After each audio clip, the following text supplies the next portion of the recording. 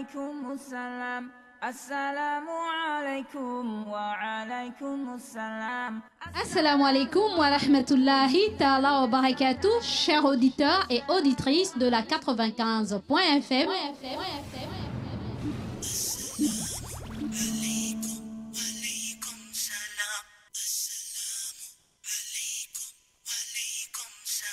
Vous êtes bel et bien avec votre sœur Mariam de l'émission Assalam et du Petit Coin Mariam. Alaykum, alaykum salam. May peace be upon you be peace. Oh, oh, oh. Vous me retrouverez dans votre émission tous les jours du lundi au jeudi de 9h à 11h.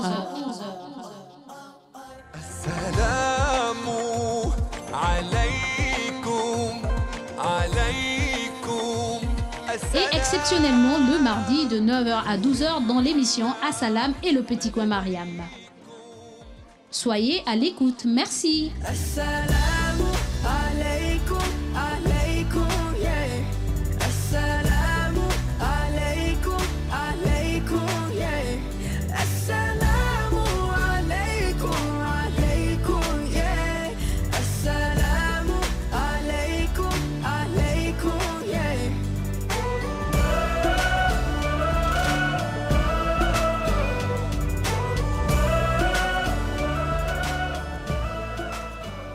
Assalamu alaikum wa alaikum assalam.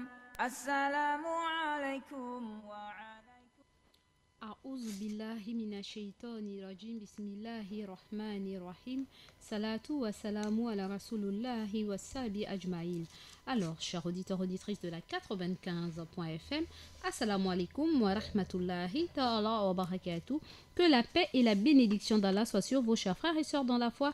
Chers auditeurs auditrices de la 95.fm, vous êtes bel et bien dans votre émission Assalam et avec votre sœur Mariam Kale. Alhamdulillah, alhamdulillah, ala kulli hal. On remercie Allah dans toutes les situations car sans lui nous ne sommes rien, chers frères et sœurs dans la foi.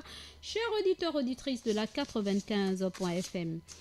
Et comme à l'accoutumée, nous allons poursuivre notre émission, n'est-ce pas, en commençant par la lecture du Coran, ensuite le hadith et ensuite les assalam et le focus sur les conseils, car aujourd'hui nous sommes le début de la semaine, n'est-ce pas, le lundi, qui n'est autre que le 25 février 2019, lundi 25 février 2019, qui correspond au 20 Jumada al-Akira 1440, qui correspond au 20 du 6e mois du calendrier islamique, du calendrier lunaire 1440, chers auditeurs, auditrices. Alors nous allons commencer par la lecture du Coran, ensuite le hadith et les assalam et le focus sur les conseils, Inch'Allah. Sur ce, chers auditeurs, auditrices, nous passons à la petite transition et je reviendrai vers vous. Assalamu alaikum wa alaikum assalam. Assalamu alaikum wa alaikum assalam. Assalamu alaikum wa rahmatullahi ta'ala wa barakatuh, chers auditeurs et auditrices de la 95.fm.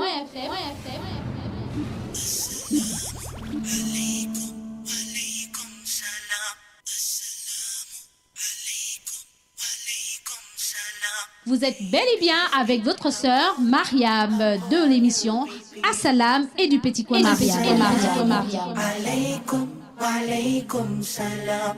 May peace be upon you be peace. Oh, oh, oh. Vous me retrouverez dans votre émission tous les jours du lundi au jeudi de 9h à 11h. Assalamu alaykum, alaykum. Et exceptionnellement le mardi de 9h à 12h dans l'émission Assalam et le Petit Coin Mariam. Soyez à l'écoute, merci. Assalamu alaikum, alaykum, yeah. Assalamu alaikum, alaykum, yeah. Assalamu alaikum, alaykum, yeah. Assalamu alaikum, alaykum, yeah. A'udhu billahi minash shaitani rajim. Bismillahir rahmanir rahim.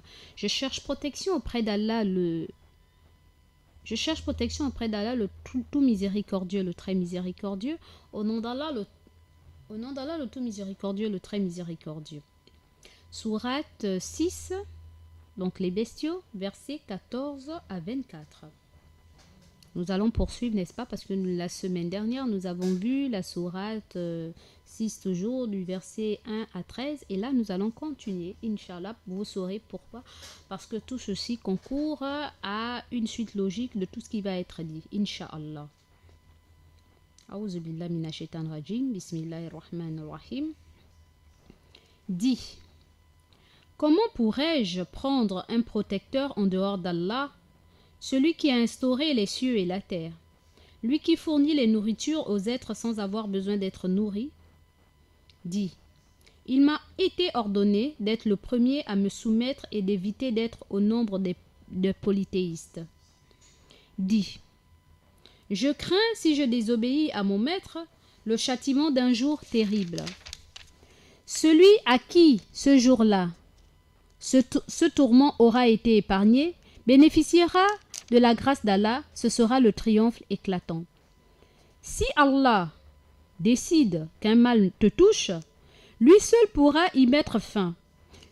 Et s'il décide qu'un bien te touche, c'est qu'il a pouvoir sur toute chose. Il est le maître absolu de ses sujets, il est le sage, il est au courant de tout. Dis, quel est le témoignage le plus sublime? Dis, Allah est le témoin entre moi et vous, que ce Coran m'a été révélé pour vous prévenir, ainsi que tous ceux qui ont été informés de son message, alors que vous témoignez de l'existence d'autres divinités qu'Allah. Dis, moi je n'atteste point ce que vous dites. Dis, il n'y a qu'un Dieu unique, je me proclame innocent de ce que vous lui associez. Ceux auxquels nous avons donné les Écritures reconnaissent ce livre comme ils reconnaissent leurs propres mains, comme ils reconnaissent leurs propres enfants. Ceux qui n'y croient pas ont perdu leur âme. Y a-t-il plus injuste que celui qui forge les mensonges et les impute à Allah ou qui rejette ses signes? Jamais les injustes ne triompheront. Un jour, tous seront ramenés vers nous. Nous dirons alors aux polythéistes: où sont les prétendus associés que vous prétendiez à Allah?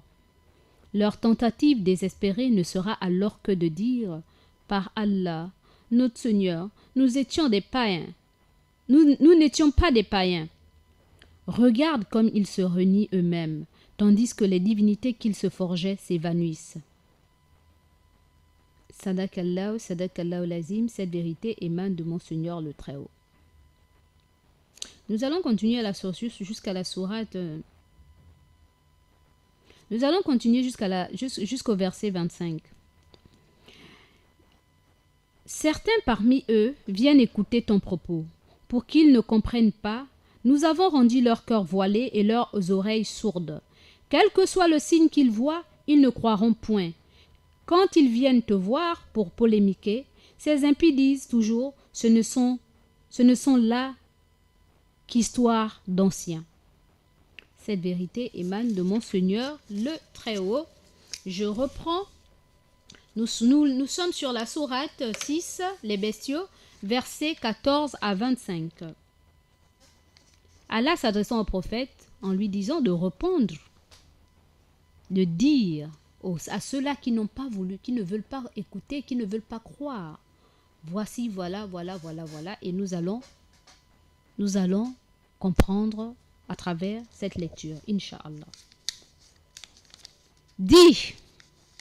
Dis-leur, comment pourrais-je prendre un protecteur en dehors d'Allah, celui qui a instauré les cieux et la terre, lui qui fournit les nourritures aux êtres sans avoir besoin d'être nourris? Dis, il m'a été ordonné d'être le premier à me soumettre et d'éviter d'être au nombre des polythéistes. Dis, je crains, si je désobéis à mon maître, le châtiment d'un jour terrible. Celui à qui, ce jour-là, ce tourment aura été épargné, bénéficiera de la grâce d'Allah. Ce sera le triomphe éclatant. Si Allah décide qu'un mal te touche, lui seul pourra y mettre fin. Et s'il décide qu'un bien te touche, c'est qu'il a pouvoir sur toute chose.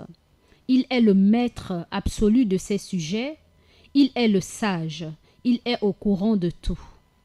Dis, quel est le témoignage le plus sublime? Dis, Allah est le témoin entre moi et vous. Que ce Coran m'a été révélé pour vous prévenir, ainsi que tous ceux qui ont été informés de son message, alors que vous témoignez de l'existence d'autres divinités qu'Allah. Dis, moi je n'atteste point ce que vous dites. Dis, il n'y a qu'un Dieu unique, je me proclame innocent de ce que vous lui associez. Ceux auxquels nous avons donné les Écritures reconnaissent ce livre comme ils reconnaissent leurs propres enfants. Ceux qui n'y croient pas ont perdu leurs âmes. Y a-t-il plus injuste que celui qui forge les mensonges et les impute à Allah ou qui rejette ses signes? Jamais les injustes ne triompheront. Un jour, tous seront ramenés vers nous. Nous dirons alors aux polythéistes: où sont les prétendus associés que vous prétendiez à Allah? Leur tentative désespérée ne sera alors que de dire: par Allah, notre Seigneur, nous n'étions pas païens. Regarde comme ils se renient eux-mêmes, tandis que les divinités qu'ils se forgeaient s'évanouissent. Certains parmi eux viennent écouter ton propos pour qu'ils ne comprennent pas. Nous avons rendu leur cœur voilé et leurs oreilles sourdes. Quel que soit le signe qu'ils voient, ils ne croiront point. Quand ils viennent te voir pour polémiquer, ces impies disent toujours: ce ne sont là que d'histoires d'anciens.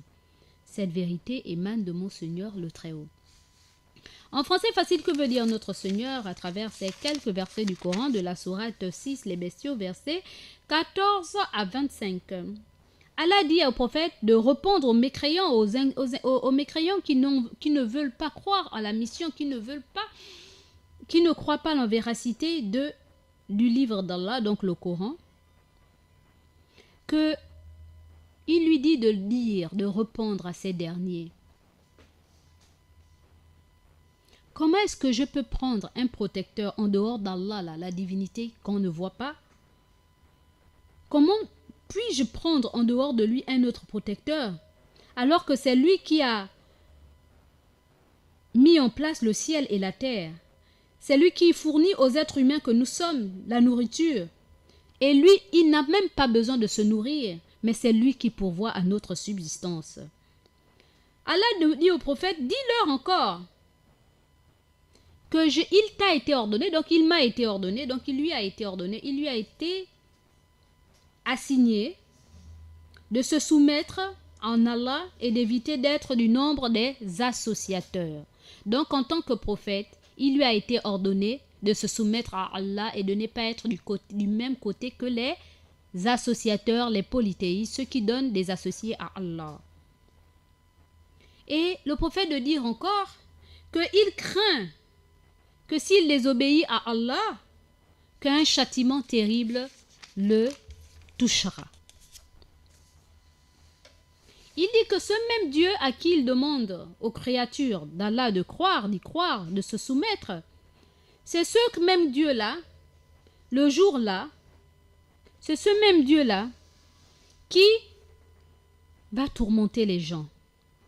Et que ce même Dieu-là, le jour du jugement dernier, tourmentera les gens, n'est-ce pas? Et que celui-là qui aura cru au message d'Allah et au prophète et à la parole d'Allah, donc le Coran, celui-là va bénéficier des grâces d'Allah et il sera triomphant de ce jour-là. Et il dit encore que c'est Allah qui décide si un mal doit nous arriver. C'est lui qui a décidé que ce mal nous touche et que c'est lui qui pourra y mettre fin lorsque ce mal-là nous a touchés. C'est lui qui pourra mettre un terme à cela. Et s'il décide encore qu'un bien nous touche, eh bien, et si un bien nous touche, c'est que lui-même il aurait décidé que ce bien-là nous touche. Car c'est lui qui a le pouvoir sur tout ce qui nous arrive.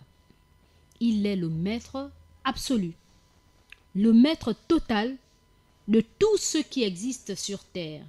Et il est au courant de tout. C'est lui le sage. Il dit encore que dis-leur, quel est le plus beau témoignage que je puisse vous apporter? Et Allah dit au prophète, en même temps il lui dit de lui dire, de leur poser la question, quel est le plus beau, le plus sublime des témoignages? Et il lui donne encore la réponse en lui disant, dis-leur, Allah est le meilleur, Allah est le témoin entre vous et moi,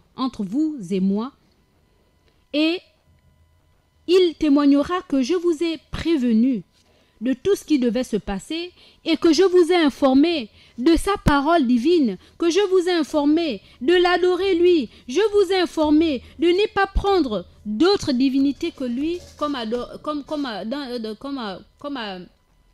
comme divinité. Je vous ai prévenu et Allah est meilleur témoin de tout ce qui se passe entre vous et moi. Et il dit encore, moi le prophète, je ne crédite pas, je n'atteste point, je n'accepte pas ce que vous dites. Et je vous dis qu'il n'y a qu'un seul Dieu, unique. Et je suis innocent de ce que vous associez à Dieu l'unique. Et Allah de dire, ceux à qui nous avons donné les Écritures reconnaissent ce livre, donc le Coran, comme ils reconnaissent leurs propres enfants. Et ceux qui n'y croient pas à ce livre qui n'est autre que le Coran, ils ont perdu leurs âmes. Et il dit, est-ce qu'il y a-t-il quelqu'un plus injuste que celui qui invente des mensonges sur Allah, qui rejette les signes d'Allah? Y a-t-il plus injuste que ce personnage qui refuse de croire à Allah, qui impute des mensonges à Allah, qui renie les signes d'Allah? Est-ce qu'il y a quelqu'un plus injuste que celui-là? Il dit jamais. Il n'y a pas plus injuste que celui-là. Et ce dernier ne triomphera pas. Il ne sera pas gagnant. Il ne sera pas victorieux.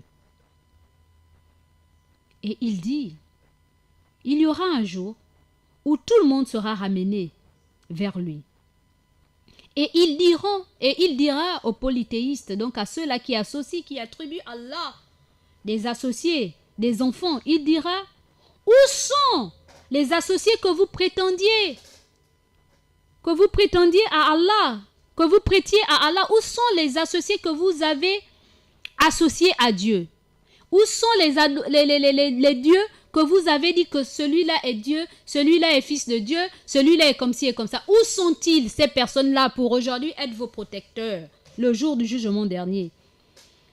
Il dit que leur tentative sera vaine, sera désespérée. Et ils diront, mais Dieu, par toi, par Allah, nous n'étions pas quand même des incrédules, nous n'étions pas des païens, nous croyons quand même que ce que nous disions est vérité. N'empêche que nous pensions que ce que nous étions en train de dire est vérité. Nous n'étions pas quand même du nombre des païens. Et Allah de dire au prophète, ce jour-là, ce sera grave. Il dit, en continuant, il dit, regarde-les, comment ils sont en train de se renier entre eux-mêmes. Tandis que les divinités, donc les dieux qu'ils m'associaient, ont disparu de la surface de la terre. Ils n'existent pas. Ils ne sont même pas capables de venir témoigner, venir les secourir. Parce que justement, ils ont fait fausse route. Il dit, certains parmi ceux-là, parmi les gens à qui tu prêches, viennent écouter tes paroles. Bien qu'ils ne comprennent pas cela. Tu sais, ils sont là nombreux à venir écouter ta parole. Mais qu'à cela ne tienne. Nous avons voilé, nous avons rendu leur cœur dur, donc nous avons voilé leur cœur et leurs oreilles sont sourds. Ils paraissent là sans être là. Ils sont là sans être là. Ils ne peuvent pas croire. Ils ne croiront point au message que tu leur apportes. Et lorsqu'ils viennent vers toi pour discuter sur la parole d'Allah, ces personnes-là disent toujours, ce ne sont là que des histoires d'anciens. Donc ce ne sont que des fables, des légendes. C'est du n'importe quoi. Ils nous racontent quoi là? Ce sont des histoires inventées. Il dit qu'il est un prophète. Il dit que le Coran là c'est la parole d'Allah. Mais n'importe quoi. Ce n'est que des paroles anciennes, des fables, des histoires inventées. Il raconte quoi là? Un illettré comme ça. Allah sait. Il rassure le prophète qu'il sait ce qu'ils diront. Et ils le disent. Ils sont parmi lui. Ils l'écoutent. Mais ils n'y croient pas. Et lorsqu'ils s'en vont, ils disent, oh, ça c'est du n'importe quoi, ce sont des histoires d'anciens, ça. Ce sont des fables, ce sont des histoires inventées. Ils pensent que quoi? On va croire en lui. Lui là qui a grandi, un orphelin comme ça, il est même pauvre, etc., etc. Mais, hélas, le jour du jugement dernier, ils rendront compte des propos qu'ils ont proférés. Puisse Allah nous éloigner de ce genre de personnes.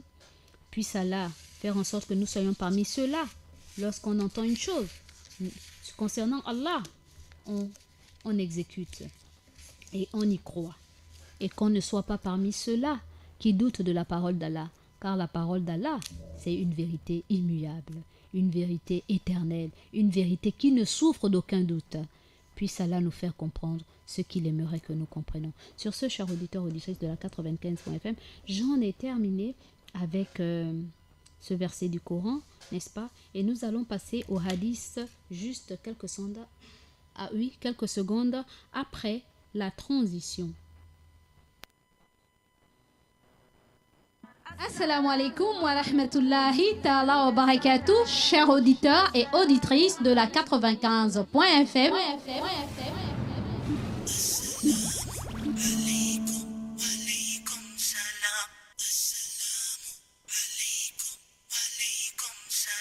Vous êtes bel et bien avec votre sœur Mariam de l'émission Assalam et du Petit Coin Mariam. Alaykum, alaykum salam. May peace be upon you be peace. Oh, oh, oh. Vous me retrouverez dans votre émission tous les jours du lundi au jeudi. Assalamu alaikum wa rahmatullahi ta'ala wa barakatuh, chers auditeurs, auditrices de la 95.fm. Pour ceux qui nous prennent en cours, vous êtes bel et bien dans votre émission Assalam et avec votre sœur Mariam sur la deuxième partie. Le hadith, bien sûr. Alors, d'après Abu al-Abbas, Abdallah ibn Abbas, que Dieu soit satisfait d'eux, ils ont rapporté ceci. Je me trouvais un jour en groupe derrière le prophète, paix et bénédiction d'Allah soit sur lui, et il me dit, jeune homme, je vais t'enseigner quelques sentences, je vais t'enseigner quelques recommandations, je vais t'enseigner quelques recommandations. Et le prophète de dire, garde intact le souvenir d'Allah et Allah te gardera. Souviens-toi d'Allah, tu le trouveras en face de toi. Si tu as quelque demande, adresse-toi uniquement à Allah. Si tu as besoin de secours, invoque Allah pour qu'il t'en fournisse. Voilà, chers auditeurs, auditrices, ces quelques recommandations que le prophète Mohammed, paix et bénédiction d'Allah soit sur lui, a recommandées à un jeune homme. Je reprends. Le prophète, paix et bénédiction d'Allah soit sur lui,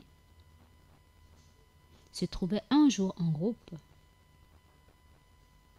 et celui qui rapporte a dit, je me trouvais un jour en groupe derrière le prophète Mohammed sallallahu alayhi wa sallam, donc paix et bénédiction d'Allah soit sur lui, et le prophète de s'adresser à lui en disant, jeune homme,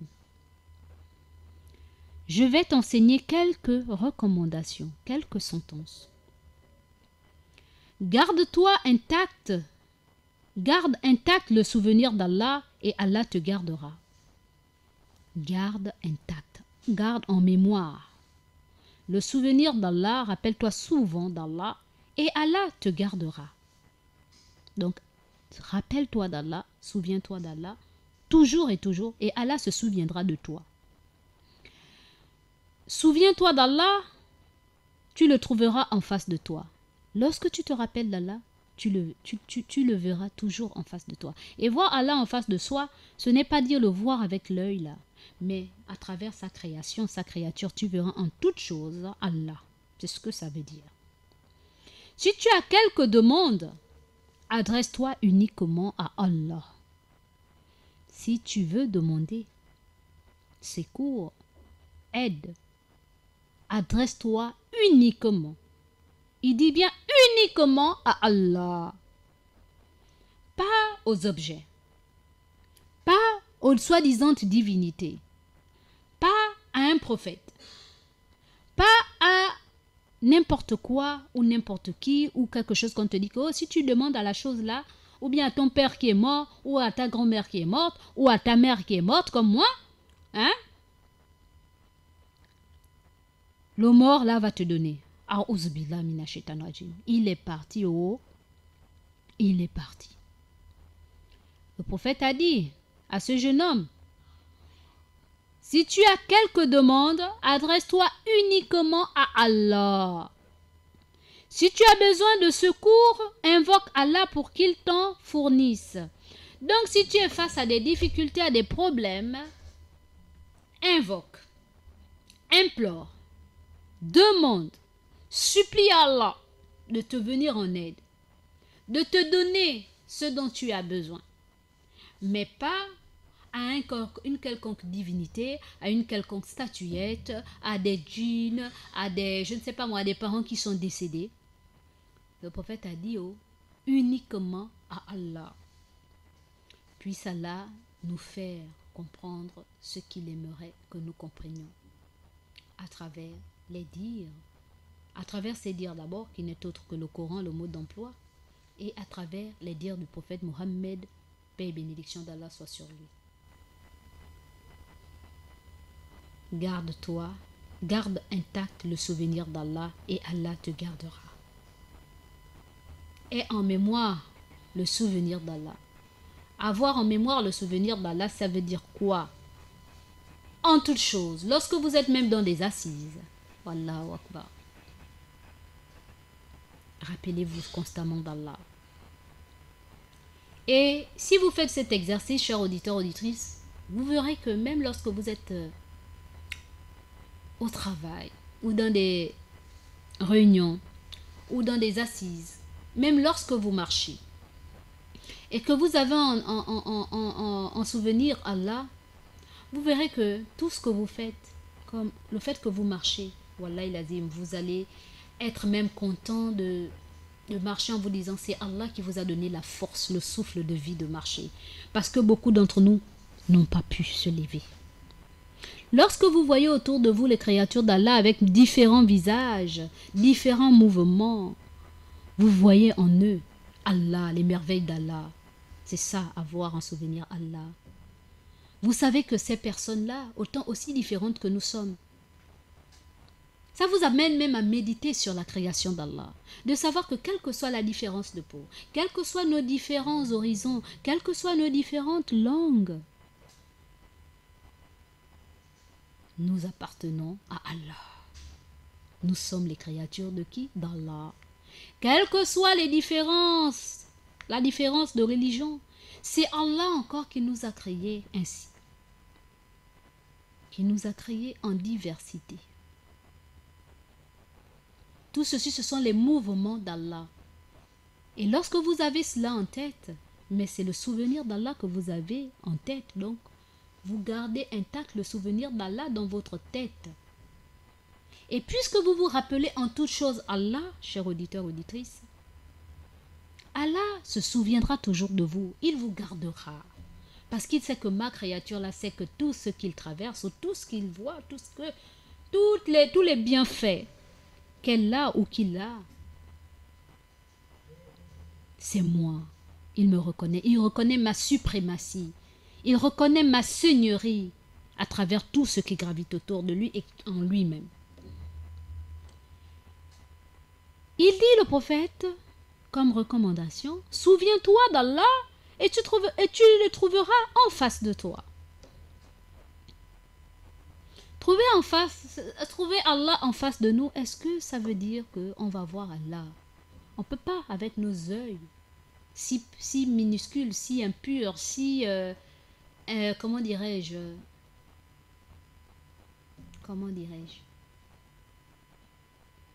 avec l'œil là, l'œil mondain là, on ne peut pas voir Allah. Mais à travers sa création, on voit le, comment dirais-je, la puissance d'Allah à travers la création d'Allah. On sent la présence d'Allah à travers cela. Et donc, c'est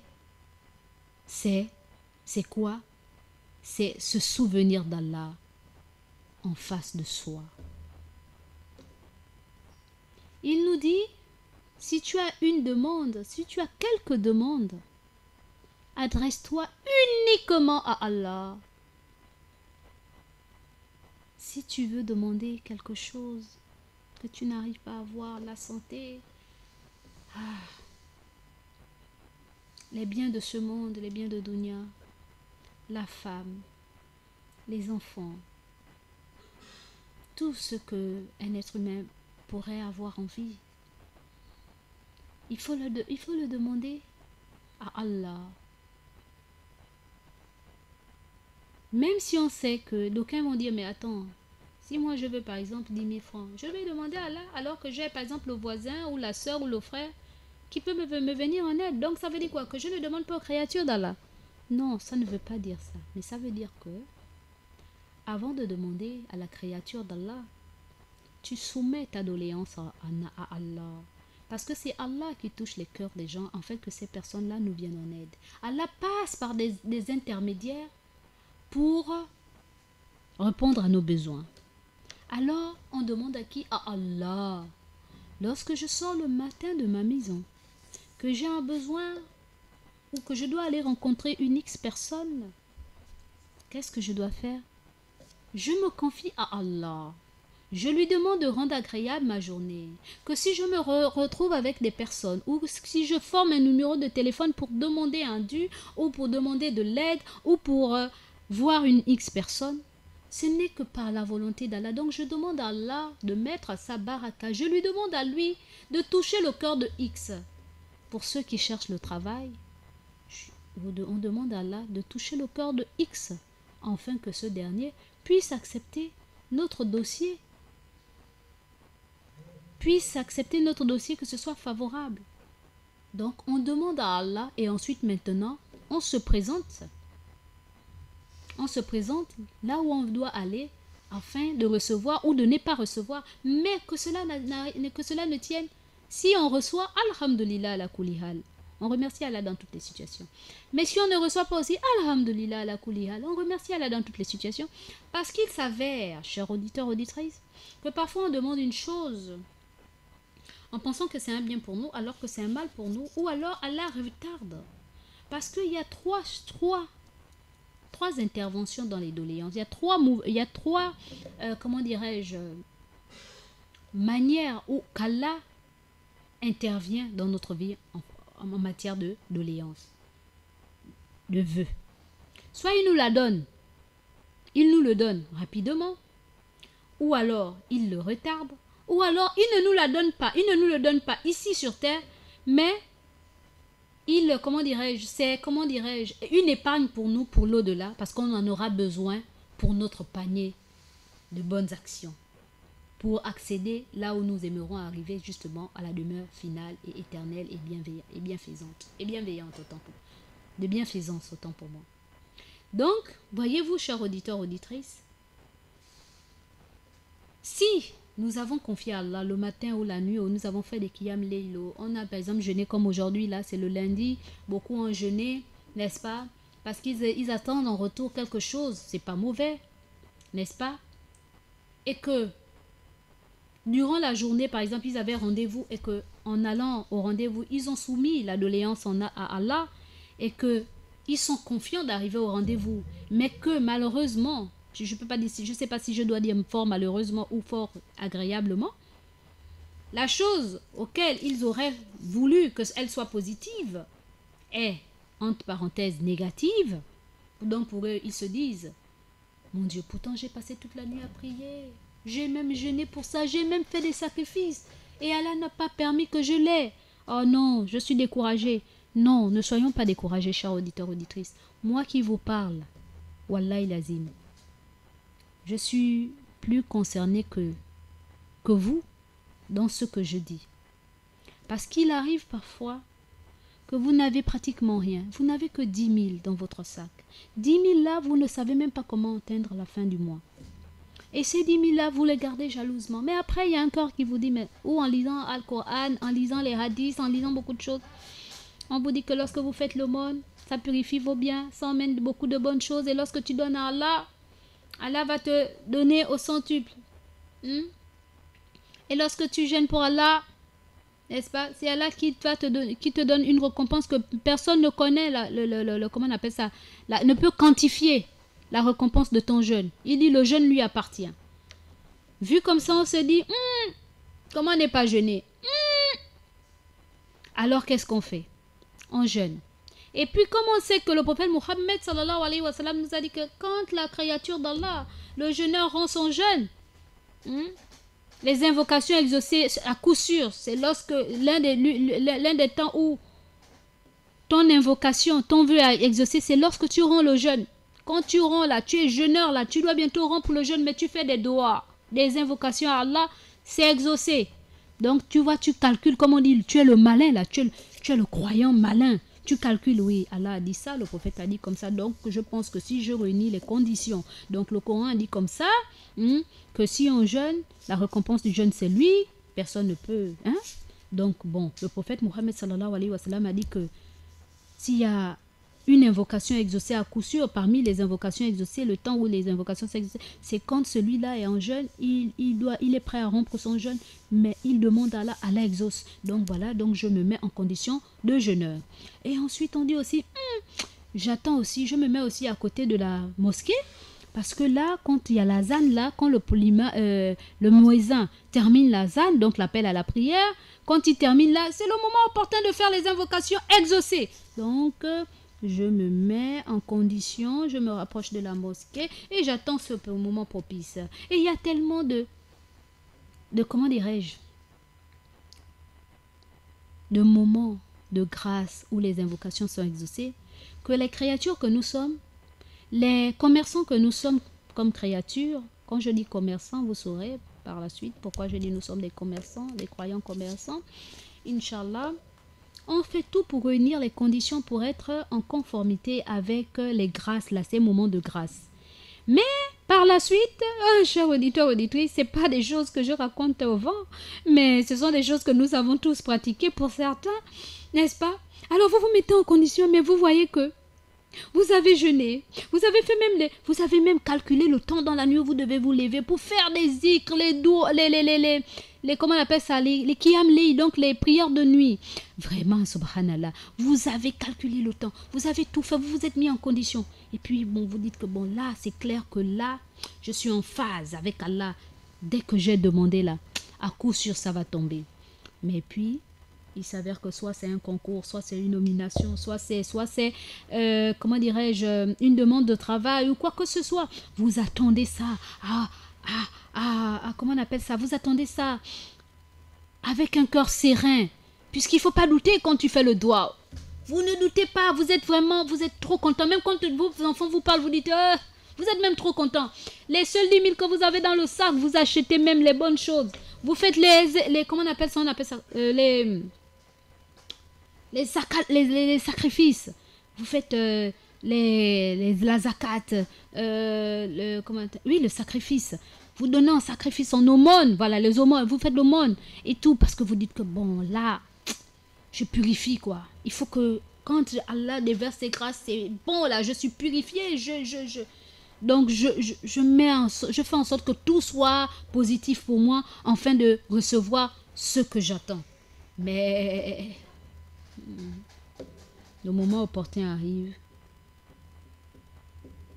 Ce n'est pas ça. La question est, cher auditeur, est-ce que nous devons nous décourager parce qu'on n'a pas eu gain de cause? Ou alors on devrait continuer à être ces adorateurs-là qui savent que si c'est pas Dieu là, c'est personne. Qu'il m'ait donné ou qu'il ne m'ait pas donné, si c'est pas lui là, c'est qui? C'est personne. Nous devons continuer, chers auditeurs, parce qu'on ne doit pas se décourager, parce que ce qu'on a pensé être bon pour nous, Allah nous l'a épargné en ne nous la donnant pas. En nous ne nous le donnons pas. En nous le donnons pas. Parce qu'il sait que si il nous donne soit ce soi-disant bien auquel on s'y attend, soit on va perdre notre foi parce qu'on sera dans l'opulence, soit on va quantifier les mauvaises choses parce que qu'on le veut ou non, cher auditeur, auditrice, vous ne voyez pas que ceux qui ont beaucoup de moyens de leur politique, qui sont dans l'opulence, ce sont les créatures qui fournissent beaucoup, qui fournissent beaucoup de actes contraires à la volonté divine. Ils sont dans tous les vices. Parce que plus on a de l'argent, plus on se suffit. Et comme on se suffit, n'est-ce pas? Donc, on peut s'acheter tout. On peut corrompre même la femme du voisin. C'est une femme mariée, vous n'avez pas le droit de coucher avec elle. Et même si elle est libre, vous n'avez pas le droit de faire. Mais vous le faites parce que vous avez les moyens de votre politique. Donc cet argent-là, vous oubliez que Allah va vous juger. À travers tout ce que vous avez, qu'est-ce que vous faites? Vous êtes dans l'opulence, donc vous êtes insouciant. Au lieu d'être reconnaissant des bienfaits que Allah vous a donnés, qu'est-ce que vous faites? Vous devenez maintenant un parfait délinquant. Vous avez une délinquance une délinquance de conscience. Vous devenez celui-là qui s'offre les services même de la pauvre femme mariée. Elle va encore faire comment?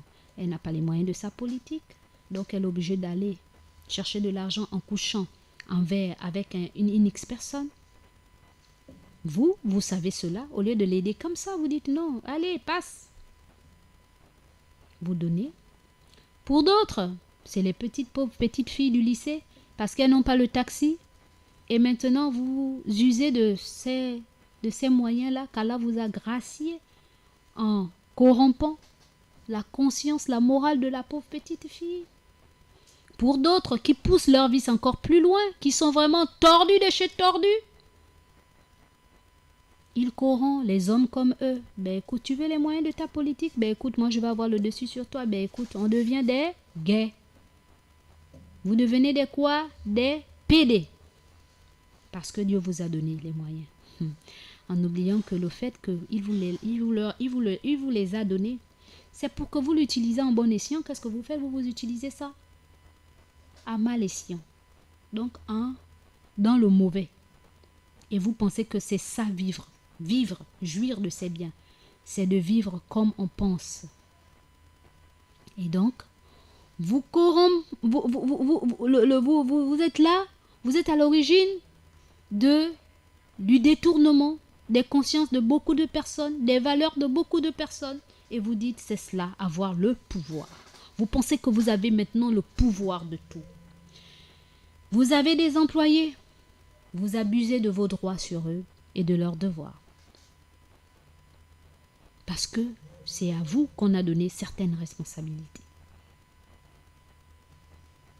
D'où, les croyants entre griffes que nous sommes, nous voyons que les créatures comme ça, des viles créatures, parce que d'aucuns leur disent oh, ce sont des grandes personnes, on leur donne tous les honneurs, alors que ce sont des viles créatures, parce qu'ils n'ont pas su saisir l'opportunité qu'Allah leur a donnée.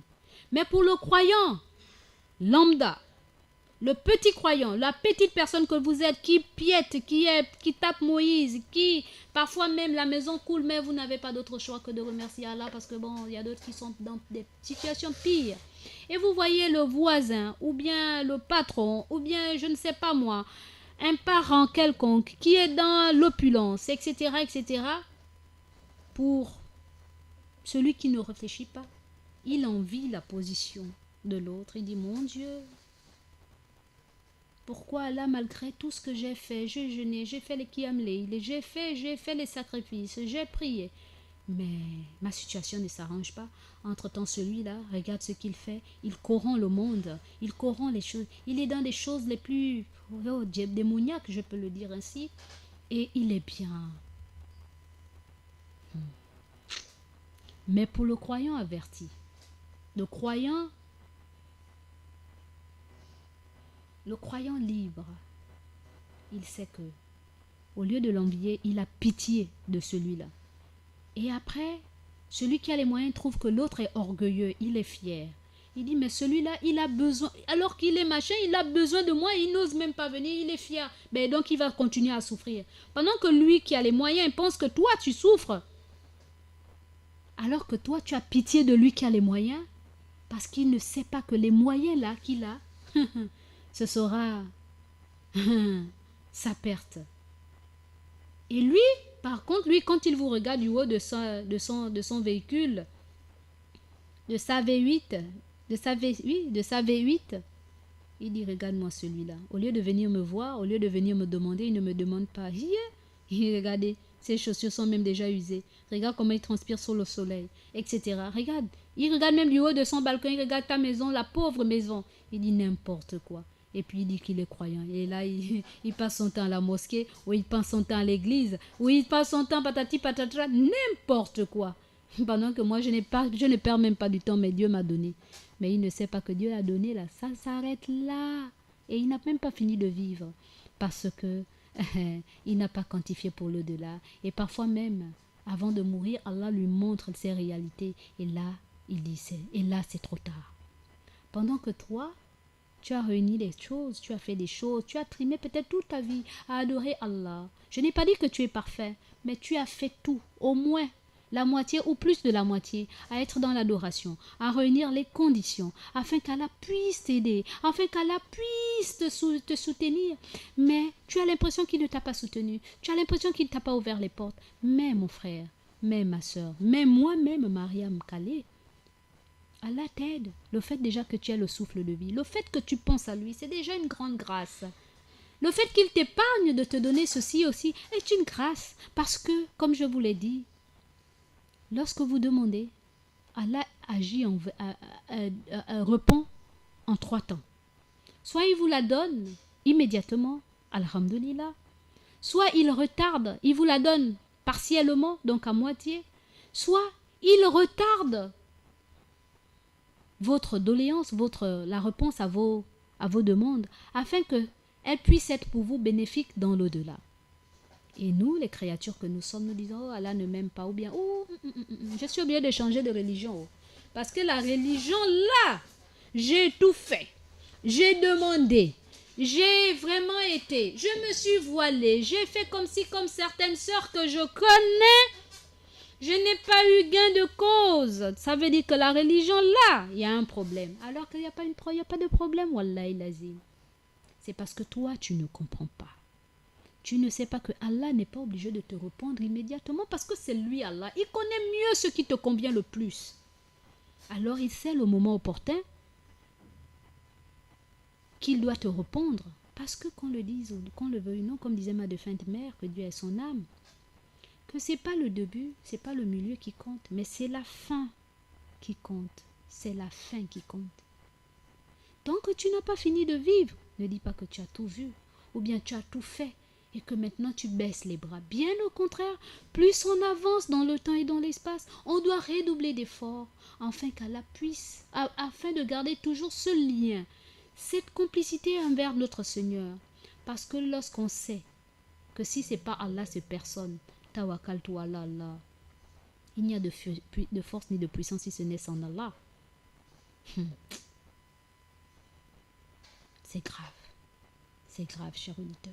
C'est pour cette raison que notre prophète, paix et bénédiction d'Allah soit sur lui, a dit: garde intact le souvenir d'Allah, Allah te gardera. Souviens-toi d'Allah, tu le trouveras en face de toi. Si tu as quelques demandes, adresse-toi uniquement à Allah. Si tu as besoin de secours, invoque Allah pour qu'il t'en fournisse. Sur ce, cher auditeur, auditrice, j'en ai terminé avec le hadith. Et nous allons passer aux assalam juste après la transition, Inch'Allah.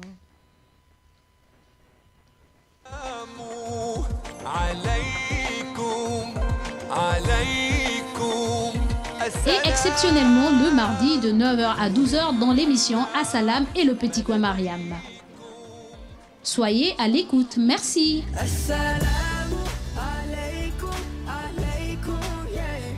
Assalamu alaikum, alaikum, yeah. Assalamu alaikum, alaikum, yeah. Assalamu alaikum, alaikum, yeah.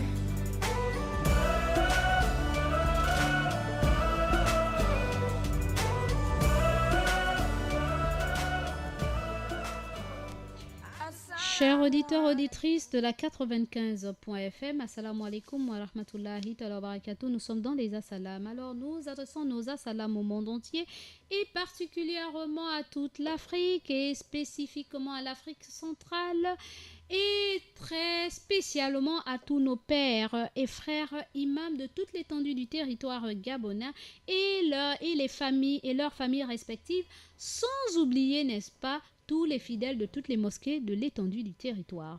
Un assalam particulier à tous les membres du Conseil supérieur des affaires islamiques du Gabon et leurs familles respectives, sans oublier le grand imam, et spécifiquement, autant pour moi, le grand imam du Gabon, le président du Conseil supérieur des affaires islamiques du Gabon, l'imam Ismaël Hosseini Ossa et toute sa famille.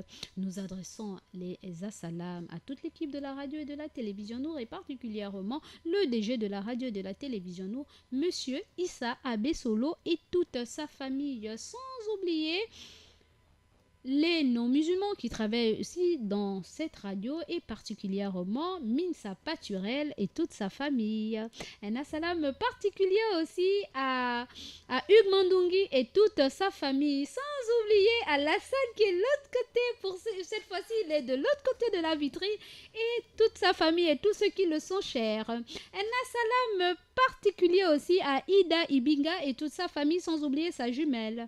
Un assalam particulier à Maël Manomba qui n'est plus à présenter, Maël Manomba de Moabi et à toute sa famille. Un assalam particulier à mon fils Axel Kumba et toute sa famille, et j'espère que tu te portes mieux. Un assalam particulier à mes sœurs entre sœurs musulmanes du forum entre sœurs musulmanes, elles se reconnaîtront, et particulièrement Yassine, Noura, Zeynab, Adja Zeynab, la reine Patou et Mariam Tigana, et sans oublier Yassine et notre imam de Zem qui est avec nous comme coordinateur de notre forum entre sœurs musulmanes. Un assalam particulier aussi à nos mères. Sans elles, nous ne saurons être celles que nous sommes. Un big bisou à vous et un assalam particulier à nos mères. Je ne citerai pas les noms, les musulmanes comme les non-musulmanes. Un assalam particulier aussi à tous nos pères, n'est-ce pas? Je ne citerai pas les noms. Nous sommes en début de semaine pour voir qui appellera et qui n'appellera pas, machallah. Et un assalam particulier aussi à toutes mes sœurs, à tous mes fils, à toutes mes filles et à l'ensemble de tous ceux et celles qui suivent l'émission Assalam et toutes leurs familles respectives. Un assalam particulier par contre à Monsieur Mohamed de Glace, Abdoulaye Traoré, vraiment, à Madina Touré, à mes coachs, n'est-ce pas, à Dabo Ibrahim de Plein Ciel, à la sœur Moncha, à Mbachi Aboubakri, à Monsieur Tanko de la mosquée de Bataveya, à Monsieur Mohamed de l'ancien Sobraga, à Monsieur Ahmed Dovendo et à Monsieur Mohamed Dokala. Et sans oublier mon frère Bobby Kombe du côté de Nchawina, de Louis, n'est-ce pas? Et aussi un assalam particulier à tous les habitants de Nchawina. Un assalam particulier à Abdoulwahabou Gebre, à ma fille Rabietou de Saint-Georges et à Diallo Mamadou Alimou, mon fils de cœur. Sans oublier mon frère Fadel Khan en espérant que notre candidat puisse être gagnant, Inch'Allah. du côté du Sénégal. Un salam particulier à Sidibé Lassina et à Dr Diallo Madjoula, sans oublier ceux et celles qui ne participent pas, qui ne sont pas actives, mais qui sont à l'écoute de cette émission. Un salam particulier à vous. Chers auditeurs, auditrices, aujourd'hui, c'est les conseils et nous allons continuer, Inch'Allah, avec cette histoire. Parce que cette histoire est d'un grand enseignement, car à travers cette histoire, il y a le résumé de tout. Parce que d'abord, nous sommes des parents, nous sommes des pères et des mères de famille. Et aussi, nous avons des enfants, peut-être qui sont à l'écoute, qui ont parfois peut-être du mal à affirmer leur religiosité, leur choix religieux, aussi au vu des autres, des uns et des autres. Et c'est pour cette raison, chers auditeurs, auditrices, que je me suis permise de partager cette histoire qui nous est bénéfique. Mais avant tout, nous allons passer à la transition.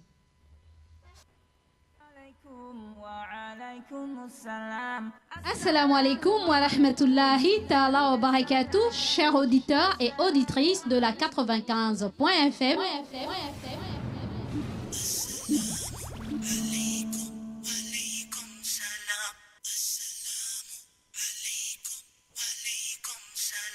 Vous êtes bel et bien avec votre sœur Mariam de l'émission Assalam et du petit coin Mariam. Alaykum, alaykum salam. May peace be upon you be peace. Oh, oh, oh. Vous me retrouverez dans votre émission tous les jours. Alors, vous me retrouverez dans votre émission tous les jours du lundi au jeudi de 9h à 11h et les mardis de 9h à midi, n'est-ce pas, dans votre émission Assalam et le petit coin Mariam. Alors, chers auditeurs, auditrices, nous nous sommes retrouvés actuellement, n'est-ce pas, car nous sommes le lundi. Et pour la petite histoire, n'est-ce pas, c'est une lettre d'une directrice d'école aux parents d'une jeune fille qui s'appelle Farah. Cette histoire, lorsque je l'ai lue, je me suis dit, subhanallah, alhamdulillah, elle est tellement belle et c'est bien pour commencer une journée, c'est vraiment intéressant, elle est vraiment intéressante et ça va nous booster tous autant que nous sommes parce que les réponses ont été tellement magnifiques et je me suis dit, je ne vais pas la garder pour moi, je vais partager avec mes auditeurs. Et ça pourra peut-être, Inch'Allah, donner beaucoup de tonus aux uns aux autres. Moi, personnellement, ça m'a donné beaucoup de tonus et ça m'a créé un état. Et cet état, j'espère que vous aurez meilleur que mon état. Alors, c'est la lettre d'une directrice. Alors, c'est la lettre d'une directrice aux parents de Farah. La directrice. Suite aux propos tenus par votre fille ce mercredi 29/09/2018 à la cour de récréation, Allahu Akbar, a-t-elle dit, vous comprendrez que, vu les circonstances actuelles, nous ne pouvons tolérer ce genre de comportement au sein de notre établissement. Pour cette raison, Farah perd 5 points d'éducation. Nous comptons bien évidemment sur votre soutien pour expliquer à votre fille la gravité de ses propos. Bien à vous. Voilà ce que la directrice a écrit aux parents de Farah. Elle a dit que parce que Farah, en français facile, a dit Allahu Akbar durant la récréation parmi ses collègues, et c'est une école de tout le monde, quoi. Il y a pas, c'est pas une école religieuse, c'est une école laïque et que bon, ils se veulent que les élèves n'affirment pas leur appartenance religieuse. Mais vous savez que nous, les musulmans, nous avons toujours des exclamations. Subhanallah, alhamdulillah, Allahu Akbar. Elle a dit Allahu Akbar. Alors, face à cela, ça lui a valu une perte de points de 5. Donc 5 points de perdu dans l'évaluation de sa fiche d'éducation. Alors la directrice demande aux parents de Farah de dire à Farah, d'expliquer à Farah la gravité du fait qu'elle ait dit Allahu Akbar, de dire à Farah combien de fois a été grand et c'est grave et c'est atroce le fait qu'elle ait dit Allahu Akbar en pleine récréation dans l'établissement. Vous imaginez, chers auditeurs. Alors, quelle a été la réponse des parents de Farah face à cette lettre qu'on leur a adressée? Les parents de Farah ont répondu comme suite. Madame la directrice, étant donné le contexte et les derniers événements, je vais vous expliquer ce que signifie Allahu Akbar. Chez nous, les musulmans pratiquants, les croyants qui craignent sincèrement Allah dans leur cœur, Allahu Akbar veut dire chez nous, les pratiquants,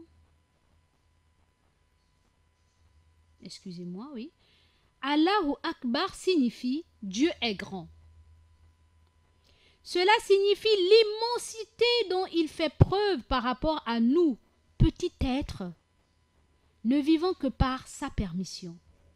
Allahu Akbar, je le dis plus de 94 fois par jour dans mes prières. Allahu Akbar, je le dis lorsque j'invoque Dieu et que je lui demande de protéger ma famille, ceux qui me sont chers, de guérir les malades du monde entier et de faire triompher la paix. Allahu Akbar, je le dis lorsque je vois un événement merveilleux se produire devant mes yeux qui me rappelle à quel point nous sommes minuscules dans ce monde si grand. Allahu Akbar, je le dis lorsque je perds un être cher et cela m'aide à me rappeler que nous retournerons tous à lui, peu importe notre couleur, notre condition sociale ou notre religion. Allahu Akbar, ce mot qui vous intrigue, qui vous semble grave. J'ai entendu un jour ma meilleure amie non musulmane me dire « Je déteste cette phrase ». J'ai entendu un jour ma meilleure amie me dire « Je déteste cette phrase, Allahu Akbar ». Et là, j'ai compris qu'ils avaient réussi. Ces tueurs que je ne qualifierai jamais de musulmans ont réussi à faire détester l'une des plus belles phrases de notre religion. C'est la première que nous disons lorsque nous entrons en prière. Si nous ne la prononçons pas, notre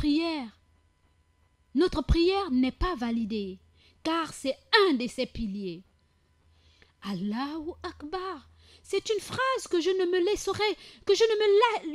lasserai jamais de répéter et que je ne me lasserai jamais d'expliquer à ceux qui ne savent pas, à ceux qui, comme vous, croient par leur esprit détourné par ces dramatiques événements le contraire de ce qu'elle signifie. Allahu Akbar. J'expliquerai bien sûr à ma famille la gravité de ces propos. Vous avez tout à fait raison. J'expliquerai à ma fille que ces propos sont graves dans le sens où ils pèsent lourd dans la balance d'Allah. Pas parce que vous l'avez dit, mais que ce propos, ce mot Allahu Akbar, est lourd dans le sens où elle pèse lourd dans la balance d'Allah. Je lui rappellerai que c'est une magnifique parole et qu'elle ne doit jamais avoir honte de prononcer celle-ci. Et pour finir, je lui expliquerai aussi que malheureusement, beaucoup de gens ont peur de cette phrase à cause de ce que certains méchants ont fait en son nom.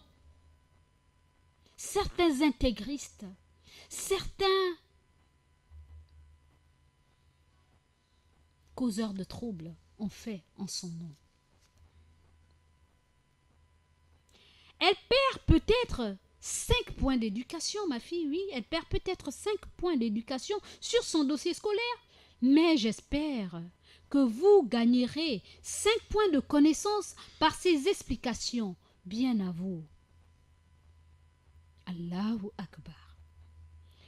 Ainsi se termine la réponse de cette famille, des parents de Farah, à cette directrice. Je vais reprendre, peut-être que je suis allée un peu trop vite, parce que c'est tellement beau.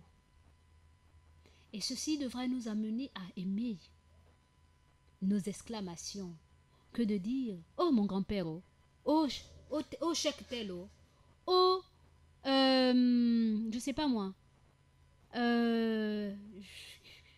oh Tatkumbo, oh, je sais pas moi, quel grand-père que vous aimez dire. » Non, les exclamations d'un croyant, d'une croyante, c'est Subhanallah, Allahu Akbar, La ilaha illallah.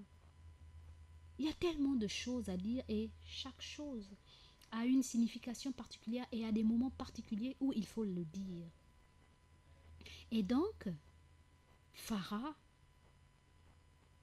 pour nous raconter en français facile cette belle, magnifique histoire, qui a mérité que cette directrice puisse envoyer un courrier aux parents de Farah, tout simplement parce que Farah, en pleine récréation, Farah est une jeune fille qui apprend dans une école laïque, n'est-ce pas, et qui, lors d'un événement, a dû s'exclamer en disant « Allahu Akbar » lors de la récréation. Alors la directrice, et ça a fait peur à beaucoup d'entre ses collègues et parmi eux les surveillants aussi et les professeurs ou les maîtres de cette école. Alors la directrice, ayant trouvé que Sarah, ayant prononcé cette phrase, a dit quelque chose d'énorme et de grave au sein de l'établissement, alors elle a jugé utile d'adresser une correspondance, donc une lettre, aux parents de Farah, afin que les parents de Farah puissent recentrer, recadrer leur fille. Et la missive, la lettre, le contenu de la lettre est celle-ci. Suite aux propos tenus par votre fille ce mercredi à la cour de récréation, Allahu Akbar, donc le propos c'est Allahu Akbar, vous comprendrez que vu les circonstances actuelles, donc les circonstances qui pèsent dans le monde, la manière dont les gens considèrent ce mot comme étant un mot d'alarme, d'alerte, n'est-ce pas? Nous ne pouvons tolérer ce genre de comportement au sein de notre établissement. Pour cette raison, Farah perd 5 points d'éducation. Nous comptons bien évidemment, chers parents, sur votre soutien pour expliquer à votre fille Farah la gravité d'avoir dit Allahu Akbar au sein de notre établissement. Bien à vous. Donc je vous salue. Alors la réponse des parents de Farah face à la réponse de la lettre de la directrice, la réponse des parents de Farah à la directrice sont les suivants. Madame la directrice, je vais même parler en gabonais si ça aurait été moi, Mariam, qu'on aurait écrit cette lettre. Et je n'aurais pas eu une plume aussi facile et je n'aurais pas vu le contexte ainsi. Je serais peut-être allée voir la directrice en lui disant « Mais je ne vois pas en quoi ma fille aurait perdu autant de points. Je ne vois pas. » C'est une exclamation comme tant d'autres. Mais je n'aurais pas été aussi explicite en expliquant cette magnifique phrase. Et nous allons la partager ensemble. Madame la directrice, étant donné le contexte, donc le milieu et les derniers événements à travers le monde où nous voyons les différentes personnes mal intentionnées proférer cette phrase qui n'est autre qu'Allahu Akbar, qui devient une phrase alarmiste pour le commun des humains que vous êtes, je vais vous expliquer exactement que signifie ce mot, Allahu Akbar. Chez nous, les musulmans pratiquants, les croyants qui craignent sincèrement Allah dans leur cœur, Allahu Akbar signifie Dieu est grand, Dieu est la grandeur absolue. Cela signifie la grandeur, l'immensité dont il fait preuve par rapport à nous, petits êtres, ne vivant que par la permission d'Allah. Allahu Akbar, je le dis plus de 95 fois par jour dans mes prières. Allahu Akbar, je le dis lorsque j'invoque Dieu et que je lui demande de protéger ma famille, ceux qui me sont chers, de guérir les malades du monde entier et de faire triompher la paix. Lorsque je commence ma prière, chère directrice, je suis contraint de dire ce mot. Dieu est la grandeur absolue, Dieu Allahu Akbar. Et lorsque je demande à Allah de venir en aide, de protéger ma famille, de venir en aide à ceux qui me sont chers, de guérir les malades du monde entier et de faire triompher la paix. Donc je prie aussi pour vous, chère directrice. C'est ce même Allahu Akbar que je mets en avant. Allahu Akbar, je le dis lorsque je vois un événement merveilleux se produire devant moi, devant mes yeux, qui me rappelle à quel point nous sommes minuscules dans ce monde si grand. Et là, je me rends compte de la grandeur d'Allah, d'où j'insigne et je confirme par ce Allahu Akbar. Allahu Akbar, je le dis lorsque je perds un être cher, et cela m'aide à me rappeler que nous retournerons tous à lui, peu importe notre couleur, notre condition sociale ou notre religion. Ce même mot Allahu Akbar est comme un réconfort qui me dit, tu vois, sans Allah tu n'es rien. Ce Allahu Akbar me montre à combien de fois je suis insignifiante et que je vais mourir un jour et que je vais j'irai à la rencontre de mon Seigneur. Et que peu importe la couleur que j'ai, que je sois noire d'ébène, que je sois claire, que je sois métisse, que je sois blanche, que je sois teint mat ou chocolaté, que je sois bronzée, que je sois blonde, que je sois brune, que je sois bleu marine, parce qu'il y a des noirs qui deviennent bleus, qui sombrent bleu marine et que j'aime bien d'ailleurs, parce qu'ils sont noirs jusqu'aux lèvres. Que je sois dans cette condition, que je sois riche, que je sois pauvre, que je sois enfant de ministre, enfant de roi, enfant de président, que je dorme dans un lit à trois places, ou que je dorme dans un matelas, ou que je dorme à même le sol, que je dorme dans une maison qui coule, ou que je dorme dans un château où il y a des splits à foison. Même aux toilettes, il y a le split.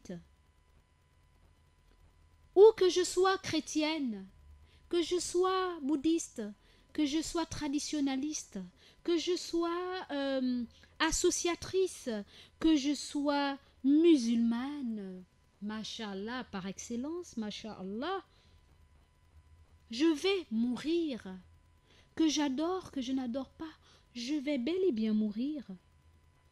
Cette phrase me ramène à me disant que, quel que soit ce que je suis, quelle que soit ma condition, quel que soit mon rang social, quelle que soit ma religion, je suis appelée à retourner.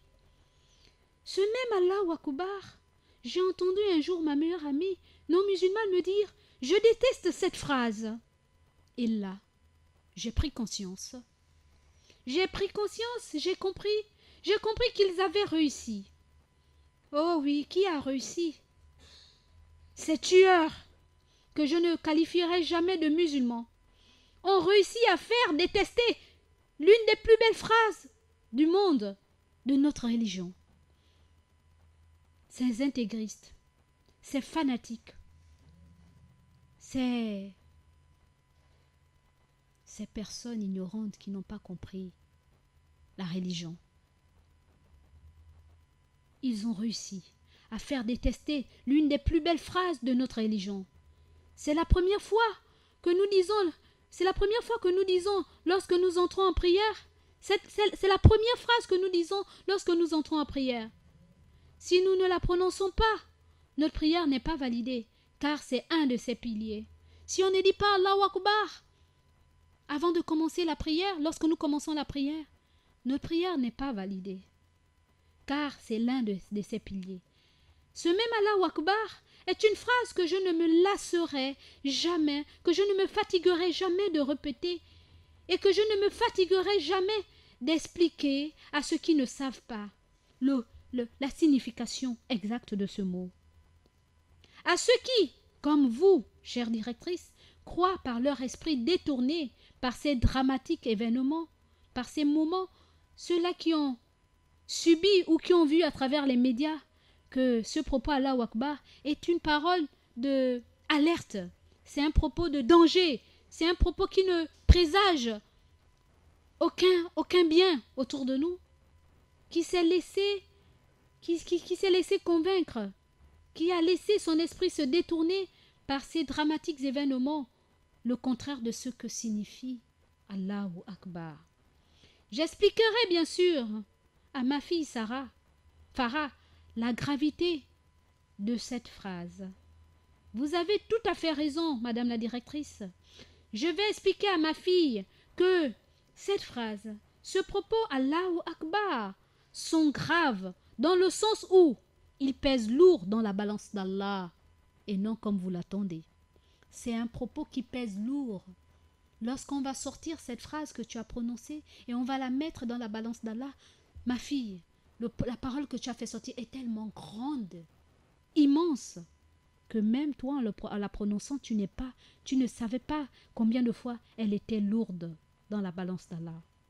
Je lui rappellerai que c'est une magnifique parole et qu'elle ne doit jamais avoir honte de la prononcer. Elle ne doit pas avoir honte de dire Allahu Akbar. Contrairement à ce que vous entendez que je lui dise. Et pour finir, chère directrice, je lui expliquerai aussi que malheureusement, beaucoup de gens ont peur de cette phrase à cause de ce que certains méchants ont fait en son nom. Certaines personnes qui se sont dites musulmanes ont posé des actes contraires à la volonté divine, ont posé des actes contraires à leurs croyances religieuses, ont posé des actes à l'encontre de cette belle, magnifique phrase qu'ils ont prononcée. À cause de certaines méchancetés, à cause de certains méchants, ce qu'ils ont fait de cette phrase. Elle a perdu aux yeux des non-connaisseurs l'immensité, la signification véritable de Dieu est grand. Chère directrice, elle perd peut-être 5 points d'éducation sur son dossier scolaire, mais j'espère que vous, Madame la directrice, vous avez gagné 5 points de connaissance par ces explications. Je vous remercie, bien à vous, Madame la directrice. Ainsi, chers frères et sœurs dans la foi, chers auditeurs et auditrices de la 95.fm, j'en ai terminé par ce magnifique plaidoyer concernant cette magnifique explication d'Allahu Akbar envers cette directrice qui n'avait peut-être pas la connaissance requise de cette magnifique phrase. Sur ce, j'en ai terminé aussi moi, et la balle est dans votre camp. Nous répondons au 88 17 881 8817 et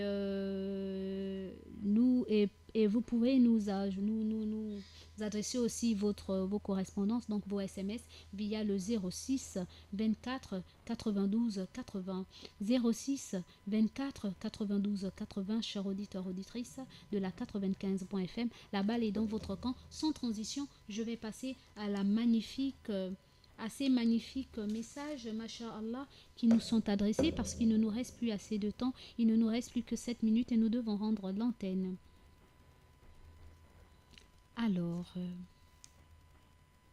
déjà de par notre frère Mansour Givigou de Finam, il dit quelle belle histoire. Masha'Allah, merci mon frère. Alors, nous allons passer au SMS Salam à vous, salam à maman Mariam, la maman de la radio, salam à tous les musulmans, c'est Mbachi Abou Bakri. Wa alaykoum salam wa rahmatullah, monsieur Mbachi Abou Bakri. Nous avons un autre SMS via le 06 24 92 80. Assalamu alaikum wa rahmatullahi wa barakatuh Adjama Mindiaye.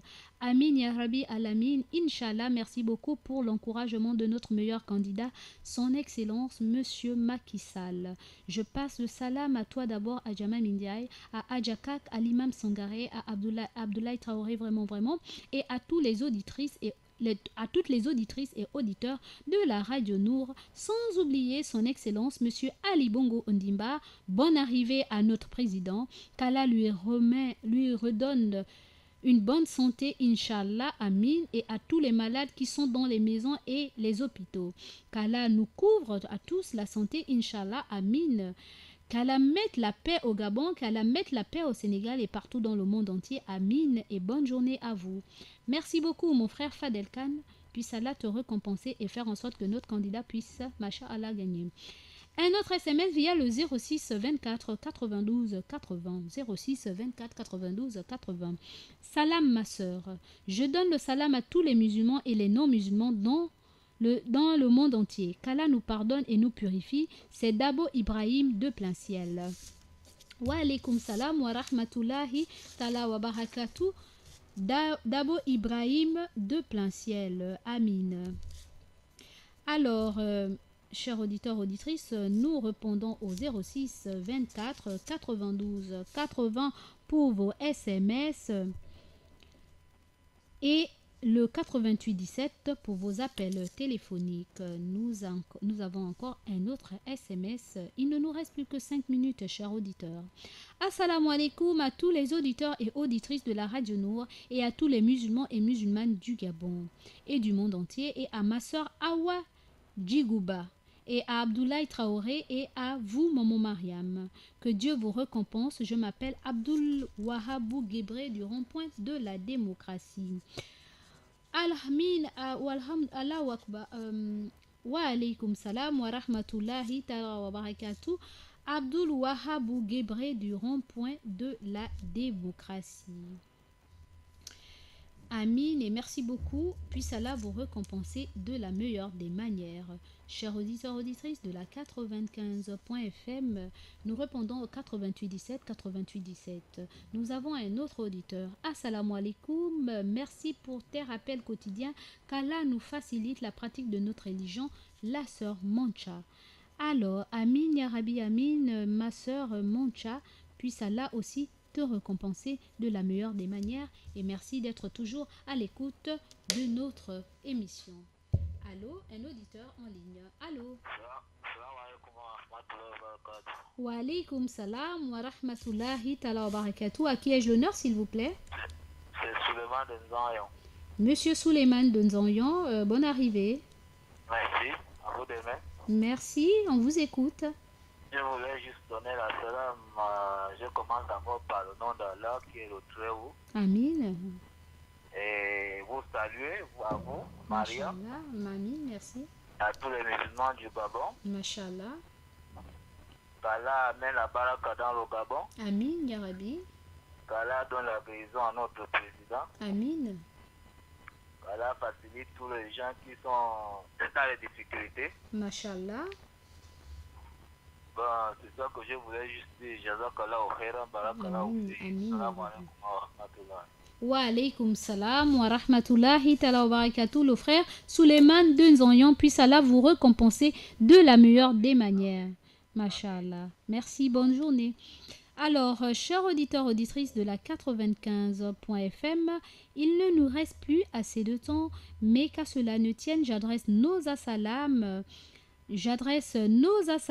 à la famille Lias, à Madame Limbouri Wengani Christelle, la maman du premier arrondissement, à Monsieur Ella Edou Arthur, à Christiane Zengue, à Jamila Onanga Sako, à Natacha Bekale, Nathalie Beloka, Daisy Mweli et King Bell et Brice Nguema, sans oublier Sissi et Sarah du cabinet et Tantine Berthe et aussi Ndiengi Loforo Ousmane, Stevie Aperano et Stéphane Diba, Stéphane Onouvier Amir et sans oublier tous ceux et celles qui font partie de l'IAS et aussi Alphonsine Leyouma. Un salam à tout ce monde qui œuvre pour une bonne harmonie au niveau de notre arrondissement. Un salam particulier aussi à tous ceux et celles qui sont à l'écoute de la Radio Nour. Chers auditeurs, auditrices de la 95.fm, j'en ai terminé avec les assalams. Et nous allons passer, n'est-ce pas? Je ne saurais rendre l'antenne sans remercier tous ceux et celles qui ont participé en leur envoyant des assalams. Un assalam particulier d'abord à mes coachs qui me sont très chers, que j'aime de tout mon cœur. Big bisous à vous. Un assalam particulier à Mbachi Aboubakri, à Fadel Khan, à Dabo Ibrahim de Plein Ciel, à Abdul Wahabou Gebré, à la sœur Mancha, à Suleiman de Nzanyong. Et sans oublier cet auditeur qui a insisté pour appeler. Il insiste. Allô? Assalamu alaikum wa rahmatullah. Wa alaikum salam wa rahmatullah. À qui ai-je honneur? Alhamdulillah, la Koulihal, ça va par la grâce de Dieu. Et c'est de la part de qui? C'est Diallo Mohamed Ali. Ah, Diallo Mamadou Alimou. Nous sommes arrivés au terme de notre émission. Il faudrait qu'on rende l'antenne. À l'état, oui, je m'excuse deux fois. C'est juste pour cette belle histoire. Vraiment, barakallahu fi. Assalamu alaikum wa rahmatullah. Wa alaikum salam wa rahmatullah ta'ala wa barakatuh. Le frère Diallo Mamadou Alimou, merci beaucoup et un grand assalam à vous. Chers auditeurs, auditrices, nous avons terminé avec notre émission et à demain, si Dieu le veut. Pardonnez-moi, enfin qu'Allah puisse me pardonner. Sur ce, assalamu alaikum wa rahmatullahi ta'ala wa barakatuh. Assalamu alaikum wa alaikum assalam. Assalamu alaikum wa alaikum assalam. Assalamu alaikum wa rahmatullahi ta'ala wa barakatuh, chers auditeurs et auditrices de la 95.fm.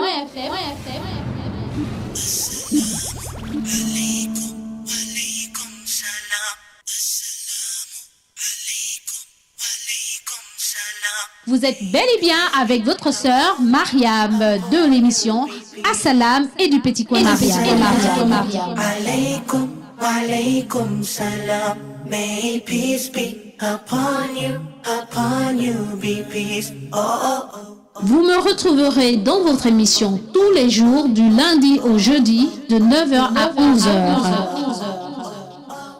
Assalamu alaikum, alaikum. Et exceptionnellement le mardi de 9h à 12h dans l'émission Assalam et le Petit Coin Mariam. Soyez à l'écoute. Merci. Assalam.